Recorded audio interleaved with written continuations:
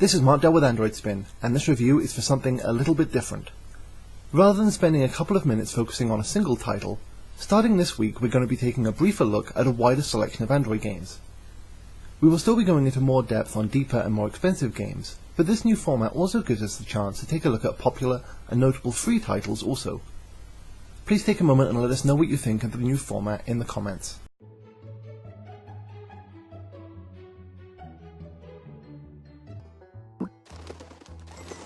Our quartet of games today were all released in September of 2011, with the first being Early Bird, priced at 99 cents by Booyah Inc. The game plays like a kind of puzzle platformer.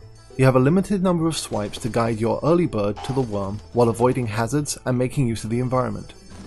There are nearly 100 levels to complete over a series of different worlds that gradually increase in challenge and bring more and more objects to the environment.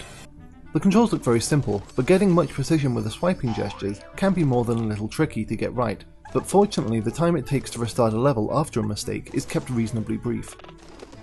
Later levels can get quite challenging, but rarely become more frustrating than they are fun, with its cheerful music and art right down to the sarcastic expression on the worm.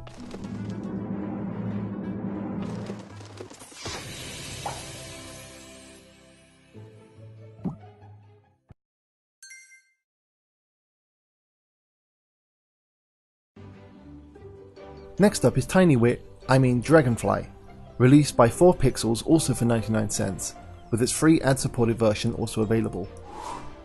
For those who've seen Tiny Wings on iOS, you've likely been patiently or impatiently waiting for it to arrive on Android, and this might seem pretty familiar. You take control of a baby dragon gliding over the landscape. By tapping on the screen, you put the dragon into a dive, which you can use to ramp off of the hills to get back into the air. There are a few items to collect on these hills, but in reality the entire game is just about catching the right moment to drop down the bank of one hill and off of the other. Compared to Tiny Wings, the graphics here look quite sparse, with just some simple gradients and colours across the backgrounds. The graphics don't get in the way of the gameplay however, and it's still oddly entertaining and therapeutic just to see how far you can travel, just not as impressive as the game that it's emulating.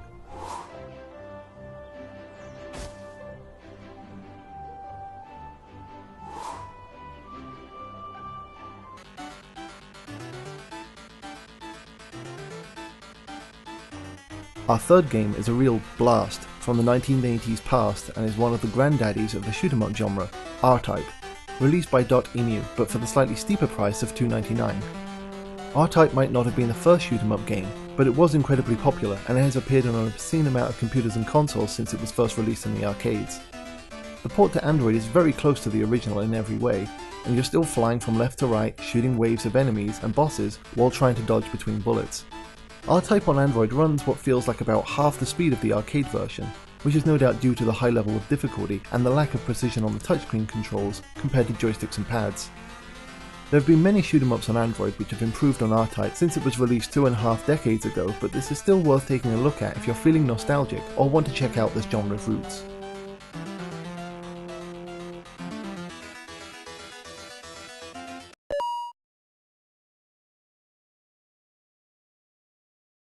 While we're on the subject of tough games, here's StarDash by Orange Pixel.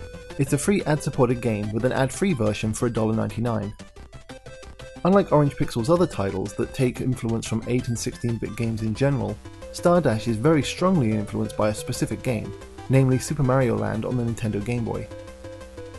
The art style would look right at home on the Game Boy screen, and there's more than a couple of enemies that look overly familiar, such as exploding turtles.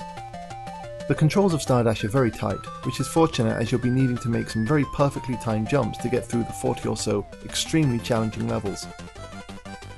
There's a lot of people who will get too frustrated with the difficulty level here, but if you're able to fight through it and you think you're good enough, then you'll find StarDash to be a very satisfying challenge.